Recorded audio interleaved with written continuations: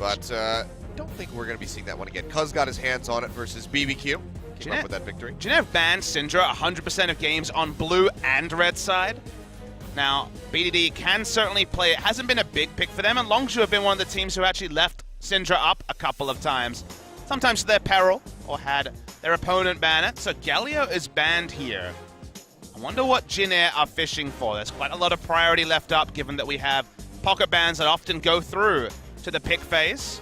Have to imagine Zach is going to be banned from Longzhu. We are still on patch 7.10, so even higher power than he has been ever before. Yeah. So triple jungle ban. The holy trinity of junglers are banned by Longzhu, meaning that a lot has escaped to pick phase for sure. Yeah, and right now, I mean, only other picks that we've seen from him so far is going to be that Graves coming through. It's going to be one of the big ones. And Kusan will just take the Syndra. So it'll be his first Syndra of the season. They've gone every game banning it, and then have Kusan jumping onto it. We also did see, I should mention, the Ivern did come through for MT. That was a win against MVP in their first game. So the surprise here about the Syndra is it feels like for once it's being picked on reputation. This year, Kusan is 0-2 on Syndra. He didn't prioritize it in spring. He's never really starred on it, and it's a big reach. It's a grab for a player who has been a bit more of a tertiary carry for Jin Air ever since Teddy came onto the roster. So surprised to see the Syndra valued so high. Didn't want to give it over to BDD, give him an assassin pressure matchup. And Longzhu end up getting prey onto Ashe. So already we're hyped. Already we have a star-making champion for a star, and then also the flex pick of the Gragas coming through. Could very well be jungle with the top 3 banned away. Gragas is a contested jungler as well. Well, speaking of flex, we're going to have that J4 come through. Did see it in the jungle, has very much been in the top lane. And the 2 games that So1 played, to be there. He was actually playing on the Jarvan, and we have seen it from Ixu as well, so as you say. Yeah, he did play it. It wasn't to a loss, but still has been practicing up that J4, so fully expecting that to go into the hands of Ixu, but they could surprise us with MT piloting that out of the jungle. Caitlyn locked in for Teddy. Karma and Zyra are both available. Karma has been higher priority. It's not really a flex pick for Longzhu like it is for Samsung, just because BDD, while he's played Karma mid, he's about as far away from a Karma mid player by trade of anyone. It could actually start banning some supports as well if they so desire. Range supports aren't necessarily as contested as before, so you don't get as much value out of banning supports. And they'll actually ban away the Kennen, so they seem to at least be considering the fact that it may be a Jarvan in the jungle. Having some concern over that one. So, haven't looked at MT's solo queue records. Maybe he's been bringing that one out quite a bit as of late. Saw it earlier this season from the jungle, and it didn't look great, Achilles, so I'm skeptical that it'll be a jungle Jarvan, at least where we are right now in the meta, but Cinder Hulk buffs did help him out. His first clear still abysmal, as we saw on the Rift. Yeah. Well, Orianna to follow up, so just trying to pitch down on that mid-champion pool, and it'll actually be Nidalee coming through. We see so many more Nidalee bans than Nidalee picks. We're still waiting for the Nidalee meta to hit us. Cuz is a very strong Nidalee jungle player himself. It's happening in North America. I mean, just earlier today, Lyra bringing out the Nidalee yet again. It's happening all over other regions. We've seen one game of it so far in LCK, but it was Songwon, not necessarily one of these legacy god tier Nidalees. The reason why you see mid laners banned by Jin Air is they know that Longzhu want to flex pick their mid laner. They want to pick their mid laner here so they can potentially flex the Gragas between jungle and top lane. So taking mid laner first and then being able to flex Gragas is a pretty big advantage for Longzhu on the red side with how the draft has developed. We've seen precious little LeBlanc so far this season. It's been looked over a lot, but they're focused on the flex. They need something safe to blind pick, and with Orianna gone and the Comfort Zed gone, will be BDD on the LeBlanc. I mean, a bit surprised, though, to not see something like perhaps the Fizz come through for BDD. You would think that would be in his wheelhouse, given the assassin style. I just called it a blind pick, but of course it's into the Syndra. So that does narrow down options. They were actually respecting BDD, counterpicking himself with the Orianna, just picking that for lane, picking that for team comp rather than for lane, and Zed has always been a good matchup into the Syndra. Just waiting on finding out where that Jarvan is going to go. Ixu's played a lot of Jace. It could be Jace here and just go for Jace, Syndra, and the Caitlyn, or will it be the Jarvan top?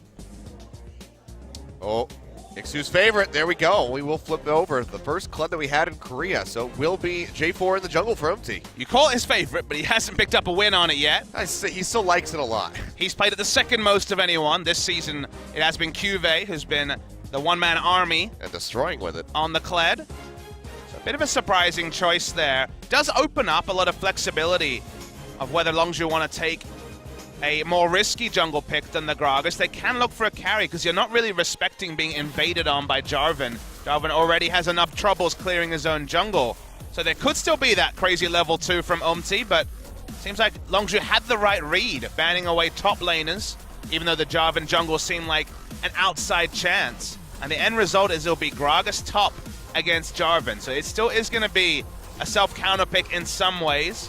Gragas doesn't have a lot of fun dealing with the Kled, just because Kled can run over him unless Gragas can get some early snowball, get some tank items, and delay the timer for when Kled can just run over the Gragas. I mean, you want to talk about snowball, we have the Kha'Zix coming back out here for Cuz. 1-1 currently on that, played it twice during the SKT set, picked up the win in game number 1 for his squad. We'll be bringing that back out again, and if he can get rolling with that Kha'Zix, especially around the top side of the map, it'll be good tidings for Longzhu. A bit of a surprise they're not really setting up around Khan. That has been their recent strategy and has worked for them. When Khan has had kill pressure or had a winning lane matchup, very frequently Longzhu have been able to build off that pressure, and it's the big difference because Expression was very much more of a tank role player compared to Khan, who's wanted to have pressure. So they very likely will not have pressure top, and seeing if Longzhu can adjust to their new map state and win from there, that would be another step in the development of Longzhu game. Things seem to be going rather well for these guys so far. Picking up that win against SKT would have been the icing on the cake, but unfortunately did elude them, but barely so. So the squad has been looking well improved comparatively with this new squad. Let's see if they can keep taking steps in the right direction, or if Jin Air will pick up a win for themselves.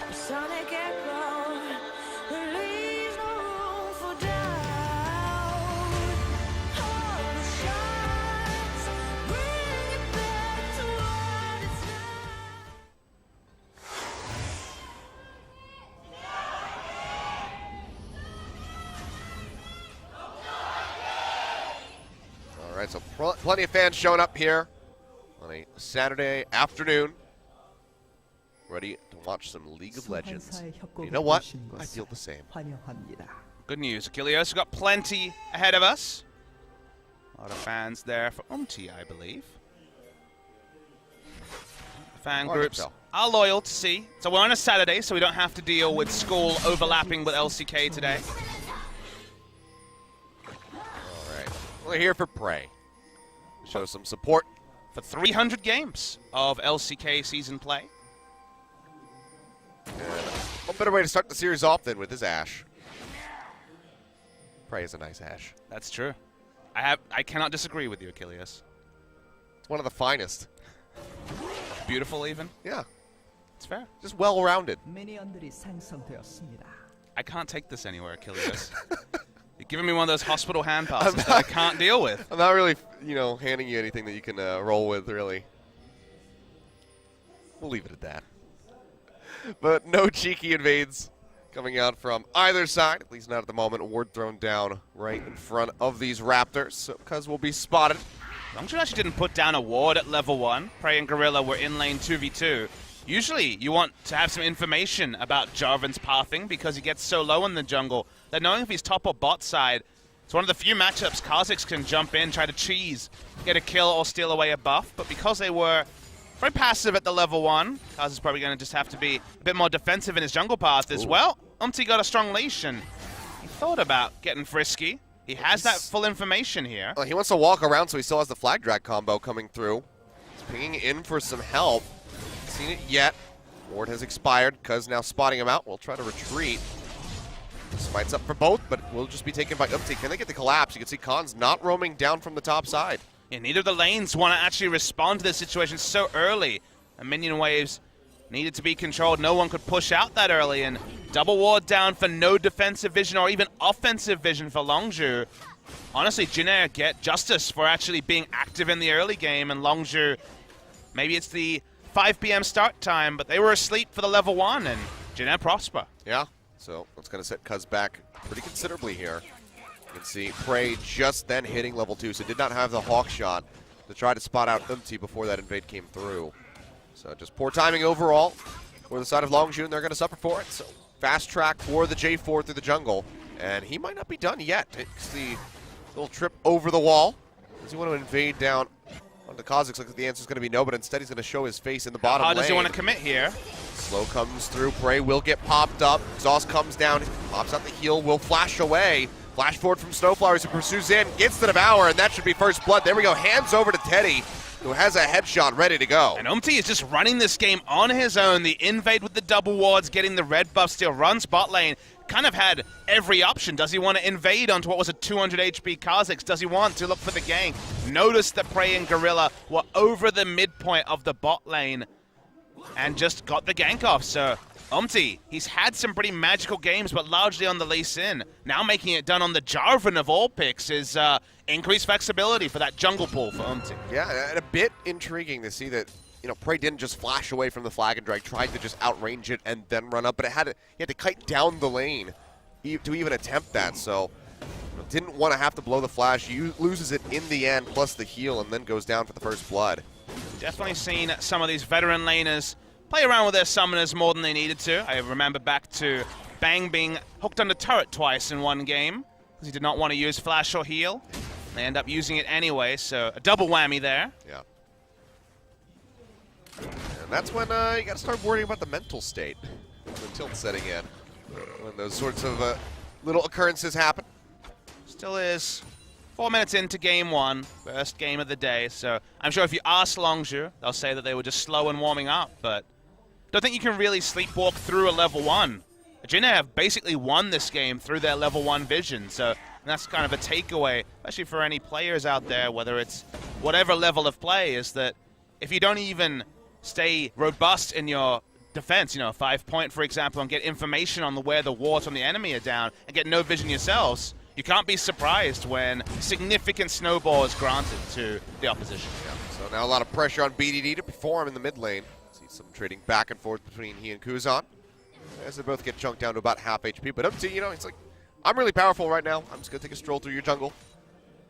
Throw down all the vision that I want, and Cuz just has to let it happen. Very, very infrequently does a Jarvan have the pressure advantage in the jungle matchup. Like Longzhu had so many more options with their pathing. But you're right, this is one of those games, Kilios, so gonna have to reevaluate your expectations. Khan gonna be coming back in, has his budget Rod of Ages ready to go. 1,200 gold to never really be forced out of lane. It's pretty good value there. One of the few top lane item builds that were not nerfed, given that all those tank item readjustments. I'm still a big fan of Triple Dorans into the Iceborne Gauntlet. I feel like that's one of the few top lane builds you can feel good about that hasn't been target nerfed by Riot in this particular tank item rework. Well, the teammate's going to be there now for Ixu. So can shove in on the Gragas very swiftly. We already saw Khan was managing fairly well as far as the exchanges back and forth goes, you know, knocking him off of Skarl very early on. The early levels is fine for the Gragas. The base damages are there. Oh. Wave clear can't happen. Until you get the Tiamat, you can't balance wave clear with poke or even all in on the side of Kled. But we know that these matchups for Kled change pretty dramatically once he gets the item build rolling. This becomes annoyingly unkillable. Kled gets a start too. Whichever of the double TP laners is sent into Kled might actually be in trouble. Even LeBlanc will have a struggle if the Kled hits 2 items at a good speed. And they need someone to be able to answer that split push in the mid to late game. Kuz is trying to recover some vision here for his team. Deny away from Jennair so that he can safely roam through his own jungle at the moment. Top side still going to be lit up. Will be spotted as he goes over to the Raptors and at the red buff as well. Gets popped off of Skarl.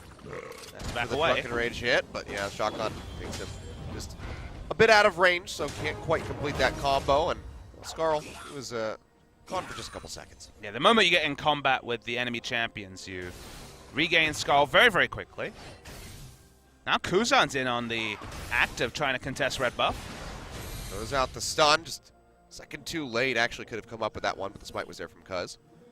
Team game plan seems to be to shut down Cuz, who, if you looked at the performances so far this season, I think it'd be easy to say that Cuz needs to shape up. But I'm a little bit more forgiving. Only played 3 professional series, only just had his first match loss.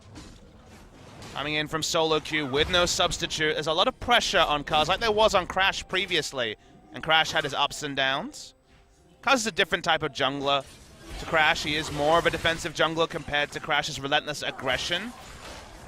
But I do feel for Cuz, you know, being in that really awkward spot, especially in that game 3 as Lee Sin with basically 2.5 items at 50 minutes.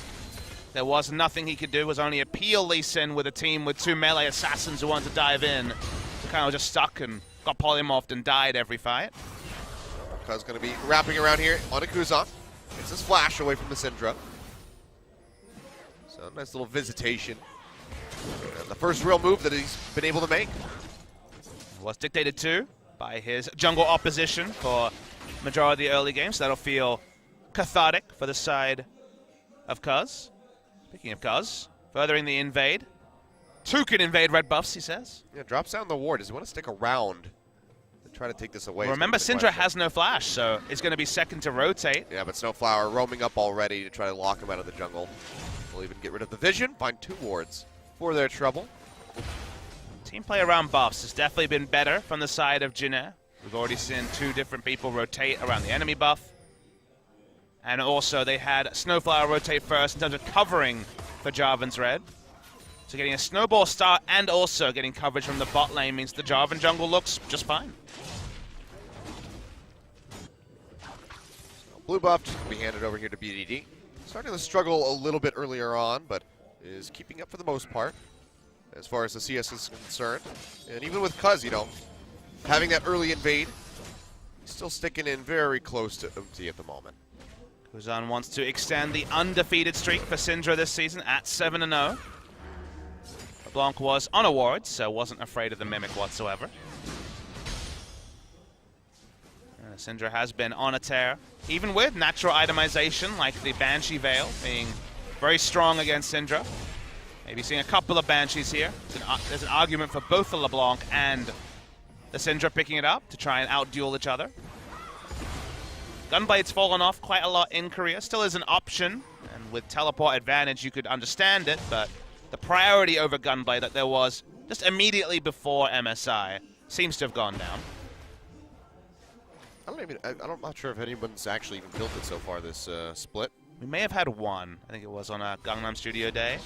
But it's been largely overlooked, and this hasn't been a lot of LeBlanc play in Korea either. Yeah. It was banned away initially, saw a lot of bands go out to it, and then started like saying, like, okay, maybe we can let this slip through, and then they did, and then no one was picking it. Kind of the story at MSI as well. Wasn't a high priority pick there, even though it was picked a bit. Felt like the reputation went down as the scrim information went up. SKT banning it all the way through the group stage and then leaving it up versus Flash Wolves. Yeah. We all remember that Maple game. All right, well, a bit of a fight here inside the Rift Herald pick. Kuzan wrapping around from the backside. Khan just going to go ahead and flash in, but Ixu's going to pursue. Going to trap the rope, plus the charge comes through. Throws out the explosive cast, knocking away Kuzan. Nice little micro play, but Cataclysm over the wall will lock in the Gragas. Body slam, buying some time. MT, one more shot, close. not quite going to kill him. So he does have the potions rolling. Khan did about as much as he could in this scenario. Ulting away Kuzan was very intelligent. Forced the Jarvan to invest flash and even more of his time. Almost went down to the turret. So given a bad situation, good job by Khan. They will also get a Mountain Drake out of this Longzhu. Yeah, so good little reaction from Kuz, just immediately moving over to that. BDD pushing up the river looking for Umti, but word comes down, so he will stay safe at least for the moment. Pops up the scrying plant. So this is actually just going to stop Umti from even going from the camp, so delaying it a bit further is BDD. Jarvan is one of those junglers that LeBlanc will have kill pressure on early. Is on the squishier side, even though he's rushed the Cinderhulk. And after all the farming, Kuz does have his warrior, so at least is in a decent spot power-wise.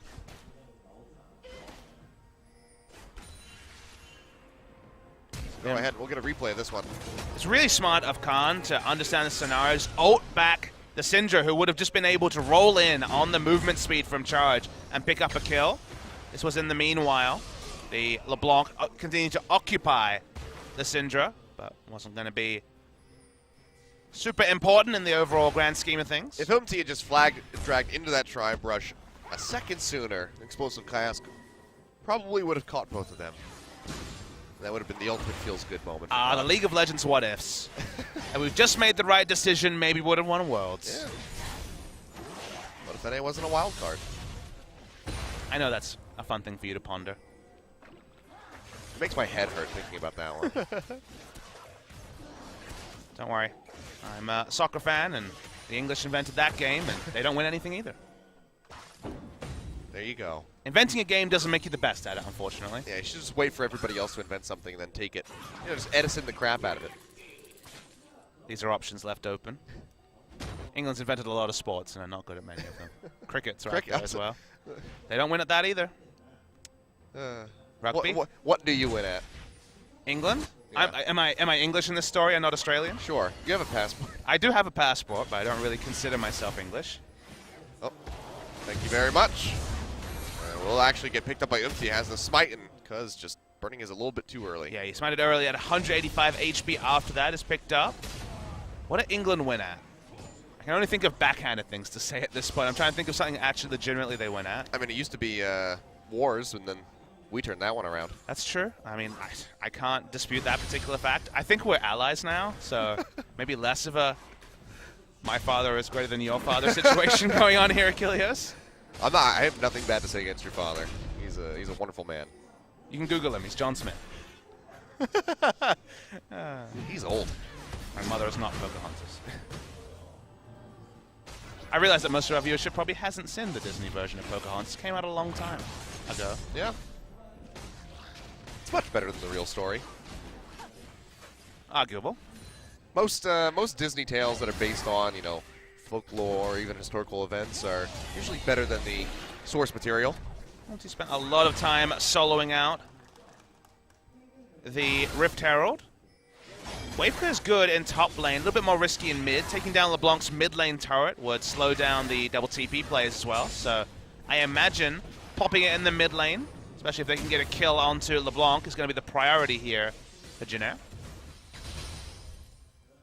See right now, hovering around the Wolves. Wave still pushing very far forward, but Kuzan can clear them out pretty swiftly. But seems like they want to get it back first, MT by as much as he can before they start going for that push, trying to get that first brick in. Seems going to be full tank Jarvan. Was spoiled by the Sky Dunks coming through from Cuvée on the AD Jarvan, and that was the standard top lane build. But I think this time around it's going to be something like Dead Man's Plate, and a lot more tanky. Banshee's Veil picked up there for Kuzan to start things off. May actually be Yeah, a Gunblade. When you have double TP, and Gunblade helps you a lot in that scenario with a split push, you can understand it being picked up. It does have the revolver in the inventory. Probably not going to be a proto belt, but we have seen it on LeBlanc before. T walking through, Cuz waiting in the brush. One level under. Hasn't been spotted. Can they collapse on the Jarvan is going to be the question. They're Gorilla's bringing in roaming Gorilla. up. Yep. Flag comes down. They know that spotted EQ's now. They down. jump in onto him. That's going to be BDD over the wall. Has the tether coming through. Cataclysm comes out, but it's just not enough damage. He goes down. Gorilla picking up the kill. Yeah, Umti used the flag to check the brush, got vision from it, but then they knew they did not have EQ available. Flash was back up for Umti, but he knew there was no evacuation available in that scenario. Well thought out by Longzhu. Gets their first kill on the board. Yeah, but also, I mean, good by Umti not having that knee-jerk reaction, trying to flash away. As the tethers were coming through from BDD, so he was almost certainly going to go down in pretty much any change in that scenario. Top lane trades starting to go pretty one-sidedly. Kilios, just how it goes in most Kled matchups. Only Shen of the tanks can start to ignore damage because Dodge field's nice. the dodge field, like you say, is the big winner there. It's not so much the shielding, but the fact that the W procs don't go off. I mean, it's rough times for Khan, but he does have an 8 sustain refillable potion to help him out when he does have those charges, but he's also keeping up in CS, so while it's brutal to watch, he's still doing rather well. I mean, you just look at his champion pool, and it's been Jarvan, Fiora, who will, you know, again, scale on to be a duelist. Renekton, another lane pressure champion, and it's the Cassiopeia that really, you know, tops it all off. So he's very much been picked into pressure matchups previously. Speaking of pressure, they want this mid lane turret. They want it now. Yeah, and they're going to go ahead and just take the first one without popping the Rift Herald. I don't know how much longer the buff has. Probably another minute, if I'm going to say. It looks like about another minute. 75% of the way done. So we'll see where Jinair wants to park it. For now, he's pathing around the bot side. Maybe want to end the laning phase in bot lane. I mean, I figured with everybody piling into the mid lane right there that they would just go for a 5-man push with the Rift Herald onto the tier 2 and try to open up the map that way. But yeah, it seems like they'll use it to try to take down one of these other outer turrets. Top lane is not really going to need the assistance of that Rift Herald. Kuzan going to get locked down. Gorilla, can he get in range in time to get that root? He will do so. Cleanse comes through from Kuzan, keeps himself alive, but barely so, has a sliver of HP. Still was confident enough not to use the flash. Understood that the damage wasn't going to come through and he could easily walk out of the Stranglethorns. Yeah, it was also good that he walked up towards that top side of the jungle because Cuz was waiting in the wings. Speaking of waiting, Longzhu is being surrounded in top lane. Okay, they will go ahead and use this Rift Herald on the top side of the map. So the charge, can't see the HP on the turret. It might just get, yeah. It's going to instant kill. Yeah, it's just going to go ahead and take it down. And there you have it. But now Ixu maybe in a spot of bother. Explosive Cast comes through, knocks him off the Scarl. BDD is roaming his way in, dashes forward, gets right on top of him, and he will go down. Kill picked up for the LeBlanc. Finds a tether over the wall, but no real way of pursuing forward. But still, Longzhu put another kill on the board. Yeah, nice roam path coming through from BDD. Didn't even need to invest his teleport to pick up that kill as bot lane.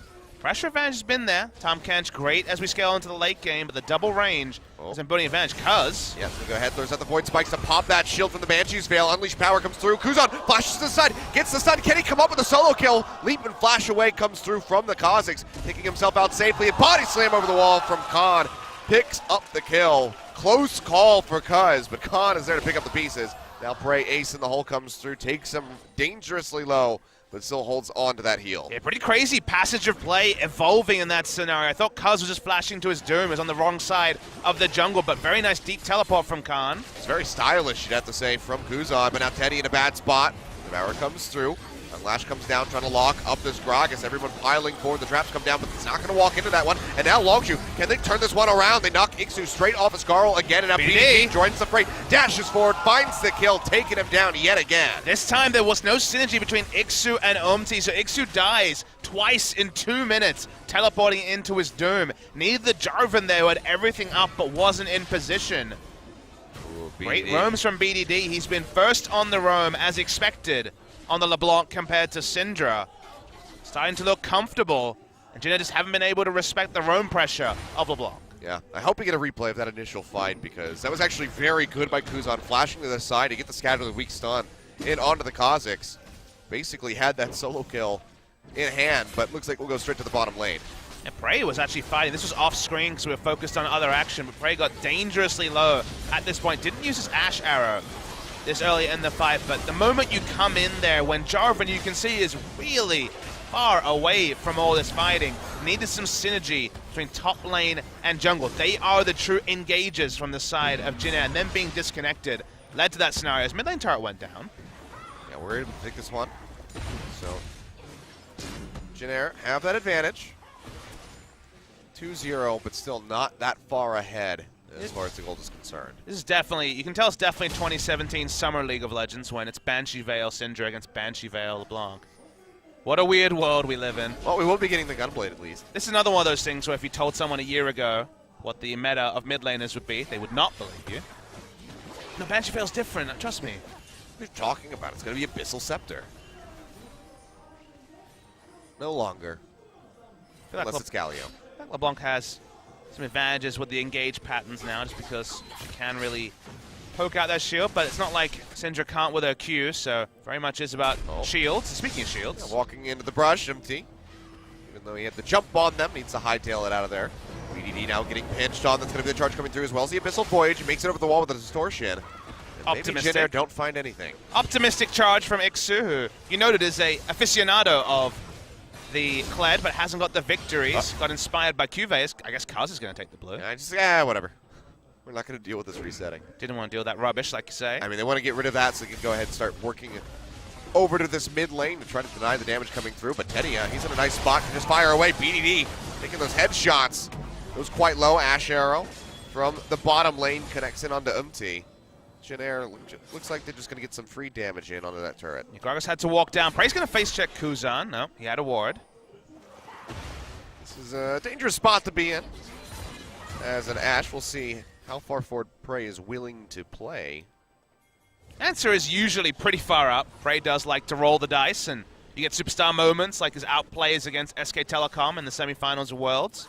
And you get some lowlights that we try not to talk about, especially on a day like this where he will almost imminently be hitting 300 games played. So he's not the kind of person you want to take to a casino to play dice games with. Probably not. Also, he can't play those games in Korea. That's true.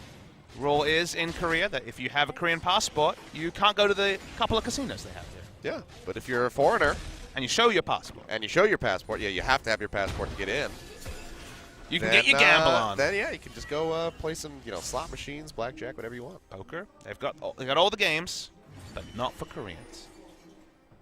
It's such a weird. I know. It's such a weird. It's the exact opposite of what you'd expect. Usually, it's a national-focused restriction, Yeah. but it's the exact You opposite. can only gamble if you're Korean, but they just nope. Go against that common logic. At the end of the day, something they can regulate and tax, but something they don't endorse, I guess, is the theory behind it. Whereas America's just like, we don't care where you're from. Get in here, spend your money. It's one way to play your cards. Things are being surprisingly even here. Sure, 2 kills up for Longzhu and 2 Drakes, but the gold is precisely even thanks to the turrets that Jin Air have been able to pick up. In terms of team comps and who this benefits, you do feel like Jin Air will have a lot of options in the late game, whereas Longzhu, unless they can find a way to contain this Kled, may be a bit more limited. I give the slight advantage late game to Jin Air. Caitlyn over Ashe in the late game, Kled as a split push threat, giving them multiple different ways to play the map. But it's certainly not a massive one, so interesting to see where the real first pressure point is attacked. Buff's been on the map for a couple of minutes, but not a realistic objective for Jin Air yet. Yeah. It's also just a lot of ways for Jin Air to get themselves into the back line. Flag and drag there, Abyssal Voyage. A lot of options to get themselves on top of the squishy targets of Prey and BDD. And Khan kind of has a twofold problem of he needs to contain Kled in the split push and also absorb the charge and a lot of the initiation in team fights. So his role basically kind of like a marking role on the Kled. Speaking of Khan. Yep. In danger of getting pinched on here.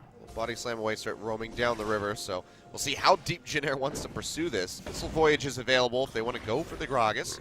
But instead, seems like they'll just get started with this Dragon. Summoners are up on the side of Longzhu, so certainly going to over-prioritize there. Counter push is coming through. Tether thrown out by BDD, not going to connect, and on the Ocean Drake, going to be started up by them instead. They try to take this one away, almost down to about half HP. Jin Air, how much do they want to go for this one? It's going dangerously low. Leash starts coming through, it goes low. Smite comes down, Cuz takes this away. They just go their separate ways, or they go for the engagement. Body slam forward, gets a flash right out of Kuzan immediately. Now Gorilla going to get jumped on as Ixu goes in for that charge. Cataclysm comes down. Cuz has to flash over the wall. Khan going dangerously low as well. Starts to kite back, but there's still plenty of damage. Re-engage! Massive body slam from Khan with the flash. Helps come up with the kill onto Kuzan, and now BDD going straight into the back line. Helps take down Snowflower. That's going to be Ixu. Locked in, taken out. 3 kills coming through. Make it 4. As will be the only one limping away from this fight. Longzhu just blow open the game, pick up the Drake, and they're going to be looking for more. Great team fighting coming through from Longzhu. Their ability to kite back and play front to back, just focusing down the front line, was super impressive to see. We haven't seen a lot of Longzhu team fighting because they haven't been drafting tank tops and team fight comps, but in this case, Khan was super on point. The re-engage, he knew he would die, but he knew his team would be able to profit from it. The replay will show you that Longzhu's team fighting, again, something we haven't had the pleasure of examining. Oh, now still going to go down. BDD walking down to that mid lane just to try to stop him from entering into the pit. Attack damage on that Gunblade, baby. Auto-attacked by LeBlanc to death. Hell yeah. They get everything. Watch the replay here. So, oh, Khan, this was just dirty. And what happens here is, of course, charge is going to be charged. They can't cancel the engage once they go for it. But see where they're fighting. Cataclysm goes down and stopping a lot of his own team from coming in. They have space control, and Khan, E-flash body slam, as you're saying, huge re-engage, and from there, LeBlanc can get in the back line, Cuz re-enters, Prey is free hitting, really good re-engage, and also defensive kite back from Longzhu, the only way they can make this teamfight comp work. Really good to see. Beautiful stuff from Khan. Now Baron buff over to Longzhu. 27 minutes into this game. And they can look to pick up a couple more turrets. Have about a 4,000 gold lead nearing towards that. And now the normalcy and the ways to win for Jinner that we discussed when it came to Team Cup are kind of gone. Yeah. You got the Baron buff to negate the Kled from really having any pressure in side lanes. LeBlanc can now play the map. Doesn't have teleport, but is going to take the outer top lane turret for free. Things are looking a lot more controlled for Longzhu as the gold lead. It's not massive, but considering it was 100 just about 3 minutes ago, it's now 4,000. Yeah. And Khan, well, he's very far forward by himself. Gonna be taken low, probably taken out as the stun will come through. Ash Arrow there to try to answer, but he'll just get spat out, and Snowflower comes up with the kill. He thought he was going to do his best Fiora, then realized he was playing Gragas, and is going to get a double kill in the enemy red side jungle. The meanwhile is pretty important here, though. Yes, tier 2 in the top lane. Does get taken out. BDD just feeling free to shove that one all the way through because just had full sight of everybody on Jin Air. It's a kill for an inner turret with Baron down, with the Drake not available. There's Worth. no objective. Like you say, it is super worth. I mean, he didn't even lose a Baron buff. He already didn't have it, so there was pretty much no takeaway for Jin Air other than getting a little bit of extra gold.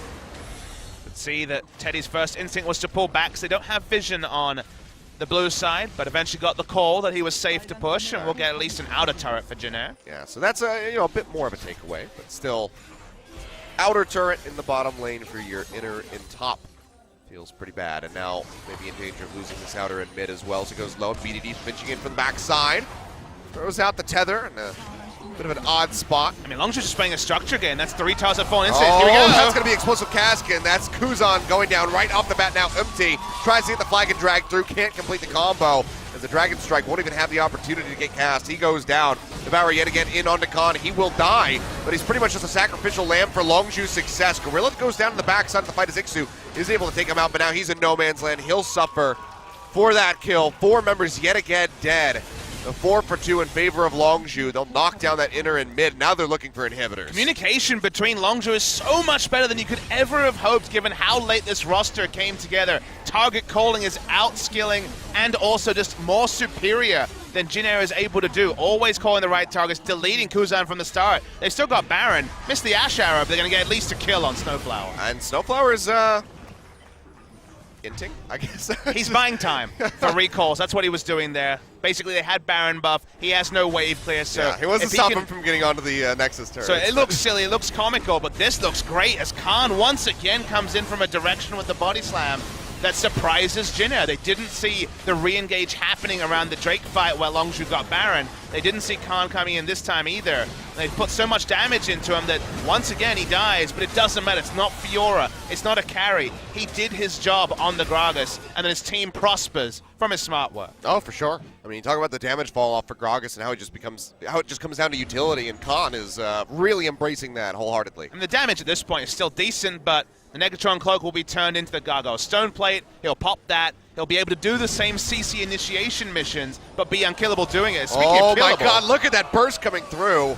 Redemption is there to, kind of bump Teddy back up, but good Lord, just a proc from the chain from BDD ripping right through that Caitlyn. I mean, BDD's quietly 7-0-6, almost 100% kill participation on the LeBlanc.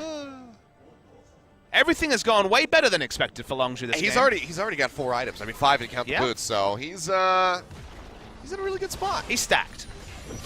If he was working out at the gym, he'd be shredded. Yeah. That's what he's looking at right now. So BDD should have bought a Medjai's this game. could have thought about it. Well, just more pressure being applied. Khan bringing up the wave in the top side of the map. Super creeps here in mid, trying to be cleared out by Ixu. But even that going to be a bit of a task. Requires the help of that Syndra. It's amazing that Longzhu is this good so fast. It really is. No one could have predicted it. You know, you had someone like Fionn being optimistic because of Longzhu's reputation for rosters. This was not the one you would look at and think like, all right, they're going to have it from the start of the season and be good, but they are good. Their match against SKT, they lost. They looked good doing it. I mean, they've always compiled these, these super teams. It's always on paper like, oh man, these guys look really good. But then they bring in the rookie, they bring back Khan from China, and you're like, I don't know about this. And then they perform better than this org has ever looked. And to be fair, when they were Incredible Miracle, they didn't have the star strategy, and they just looked bad. They were not good. Trying it the other way around, but they kind of balancing here smartly. Yeah, then they got stars, and then looked bad, and now everything is great. So fantastic turnaround for Longzhu indeed. Do you remember a team, I forget the name, where they had a player unretire, went into AD carry, they built around Gorilla, and then they just wanted a top laner, and they just couldn't really find any stars, so they went with someone, they went with their gut. That player was Smeb. This player is Khan, and Khan, just like Smeb, is very quickly establishing a name that he never had before so fast into a season. Smeb is going back to a name that he had prior in his career at the moment, so we'll see if he can get back on his feet, because it's rough times for him at the moment. If you told me, quite a bit of damage. if you told me that this season Smeb had been playing under the ID Longzhu Khan, I would believe you. Think of the champions he's been playing. So who's been playing under the ID of Smeb? Khan. They just traded? Yeah. Aw, don't sell him. Don't throw him under the bus like that. Well, I mean, I would have. You wanted me to say an NA player or something that didn't shoot kill No. I was gonna actually just aim for a Korean player. Who's Smeb looked like? Oh, it's not gonna be a compliment. I don't know. I know. I have to think about this one. Oh dear. My mother said, when you have nothing nice to say, don't say anything. Say anything at all. Yeah. Well, Ixu's charges. Everyone's mother has said that at some point. That's true. Not everyone observes that one, but sometimes it's best for broadcast. Or worse, depending on what you're looking for. This game has gone pretty comically one-sided very quickly. It's now 9,000 gold, closing in on 10,000 gold lead for Longzhu. No one can respond to BDD in the side lane. Ixu probably wouldn't die. He's got a Gargo Stone Plate, but they turn onto the Baron, and you know a team's ahead when they can have Kha'Zix tank up the Baron and BK. Yep. And BDD doesn't even have to be there to help protect Double the squad. Mountain Drake. Yeah, he just keeps things going. Double Mountain, as you say, helps shred to the Baron. Longzhu pick up their second. 35 minutes in the game. Well, that was... Jumps in the air. Yep. That was a celebration jump, by the Hooray. way. Hooray! We got the Baron. Good job, guys. Oh, man. When those used to happen when you're like actually trying to escape, and you just pop straight up on the blast cone. I mean, you remember some of those Peanut Rengar plays last season. Attack move is The attack hilarious move at with times. Q was great on Rengar. We don't get much Rengar anymore. Two people have tried it and failed miserably. So I think the Were Kitty is back in the do not pick pile. What about the werewolf? We haven't seen it. We've never had a Warwick since the Weed Week days, the 420 days. That was the last time we had Warwick. We had him for literally 2 weeks, Achilles. Well, I'm allowed to say it. I had a weed tie for a long time. I had it too. We all did. It made its rounds. It did. We passed it around. Everyone got to enjoy it. Now I just, I guess, like, sunflowers on my tie. That's true. Now I have petals, I think? Feels bad. Bring back the wheat tie. I remember when we explained that to OGN. They were like, would anyone be offended about this? We're like, no, it's fine. In fact, it's better. It's better for the viewer experience if we just have that. Oh, Khan is just steadily chipping away at this turn, and Ixu's HP pops him off the Scarl. How the Tables have turned indeed, so completely turning that matchup on its head. Inhibitor in mid lane goes down yet again. Longzhu just going to pinch down to the bottom side, where Wave is getting ready to crash. There's not a single team in the world that is trying to work out how Khan is this good. Because he was available as a free agent for a long time. Famously, LS had done some VOD reviews of him and said, this guy is good, look at him. No team would, and Longzhu, losing expression, needs someone. They ended up with Khan, and he's already shaping up to be a top 5 top laner. Yeah. And BDD definitely making use of his time back in the LCK. Shooting his way up to the top. And I mean, we saw the BDD Faker matchup. It was excellent. Now we get to see the Scepted Faker matchup later on today. So it's a good time for mid laners. No complaints. Good time for viewers as well. Looking for the tutorial victory here, Longzhu. Sun comes out. Khan going to get locked up. It's chunked out a little bit there, but still has that Gargoyle Stone Plate ready to go. BDD goes down to the bottom lane, just moving up the waves even further. As Longzhu looks to just take out this third and final inhib. Wave crashing. Should be able to get it now. Charge is going to come out from Ixu. Gets knocked away immediately by the explosive cast. The power comes through from Snowflower, trying to keep Kuzan alive.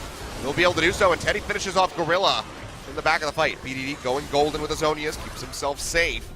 And this might have been the hold actually successfully completed by Jin Air. Yeah, Longzhu can't actually flashed in to hit Teddy Oh, away. BDD, that was 14 insanely health. dangerous and greedy of him to try to get the recall off. Almost goes down, and that would have been massive shutdown gold over to Teddy. There was a lot of respect shown to Killers because Khan flash cast away Teddy so he wouldn't be able to do damage in the fight and thought, okay, we just kill a frontliner, have Kha'Zix kill somebody, and then we just win the fight from sheer numbers. Take down the front line around Teddy rather than actually be able to dive Teddy, because that's actually pretty difficult for Longzhu to pull off, but they weren't able to do that. The turnaround was good, and okay, it doesn't bring Jin Air back into the game. Longzhu are going to have to reassess with their next engagement. Yeah, I mean, if you're going to respect anybody on Jin Air, it's got to be Teddy, especially at this point. 4-2 and 2. All the kills, for the most part, just going to be poured in onto that Caitlyn. So Got a lot of gold as well. He's pretty scary. Yeah, he's got a static shiv as well. He's 900 gold behind his opponent when his team is 6 turrets down and also 2 barons down, which lets you know that he himself has been doing his job. Yeah, keeping up as best as he possibly can. Interesting that we don't see the Hurricane, and instead do get that static shift from him. And people are just prepping for 7-11. The big story, I think, to discuss, or one of the stories to discuss, is that these players, of course, when they play solo queue, are going to be playing on 7-11. So when it comes to the tail end of patches, That we do mentality often can see, just kind of carry in. you sometimes see champions that haven't been buffed or reworked yet getting played because people are playing them anyway. And so because it's so late, there's not really any upside to Teddy to go for old builds, and he's just keeping his eye in for what will be almost certainly the new Caitlyn build 7-11 onwards. I wish we got some Galio before the rework came in. That would have been nice, but unfortunately... We did. It was in just, Kesper Cup. Yeah, just that game there from Kesper Cup and from Faker, so... It did happen, but not in LCK. Well, Longzhu trying to engineer this with the minions in so they don't even have to try and 5v5 fight against Jin Air. Wave crashing now in mid. Bot lane going to be a bit further behind as they start trying to poke out. Ixu going in for the charge. Will latch in onto Cuz, but BDD is there to gatekeep. Throws out the tether. Won't quite get the lockdown on the Umpty, but still chunks him out to about half. Not sure what Ixu saw there, but that is the charge down now. The movement speed could have been important to help Teddy get auto attacks in. Has no summoners, does Teddy, so going to have to be very, very defensive. The Banshee Veil proc from BDD. So it's going to be a bit more vulnerable with this LeBlanc as the waves start crashing in. They try to get in onto the turrets, can't quite find it. Body slam, cast comes through, devours there from Snowflower to keep Kuzan alive. Now Cataclysm comes down, Gorilla going low as they try to stay alive. Teddy comes up with the first kill. That's going to be Umpty going down. Longzhu trying to kite back, but finishing off at the same time is Ixu. Double kill over to Kuz. 2 for 2 though overall, so it's a 3v3. Prey is low, they're respecting Jin Air. They want to overstay on this one. Prey firing away, has the volley ready to go. Almost finishes off Snowflower, can't quite get him. Kuzan is still alive. Doesn't have the ultimate, however, so Prey is not that concerned. Now 3 super creeps into the mid lane, flashes forward straight into Teddy's face, finishes him off with a volley, tanking up the turret, not even concerned. Will be able to kill that in time. Kuzan almost goes down again, spat out into the fountain, will stay alive, but that's going to be the Nexus going down. A bit longer from what you might have anticipated, but 41 minutes on the clock. Longzhu looking strong in game number 1. And while it wasn't quite a capper on his 300th game and his 299th LCK game, Prey gives us a vintage Prey moment. It always seems to be on the Ash, flashing in, knew no summoners were up, onto Teddy. Finally took him down. Heroic defenses from Jin Air, who are going competitive in team fights, 12, 15,000 gold behind. Longzhu closed it out. Longzhu on base. Play again. Better and better than we would have expected. This time, on a tank top laner, Khan is still just as effective as some of his heroics on Fiora last time we saw him. And Longzhu are the real deal in a way that, like we said a couple of times, no one could have predicted. Yeah, this is looking like a squad that very well could make a deep run through the playoffs, potentially find themselves at Worlds again. I mean, this would be the first year in a while that we didn't have Prey and Gorilla there, if that would have happened. But it's sad that we have to hope for it, Achilles, but let's just hope all the off-field drama exits Longzhu Gaming. I hope they just get a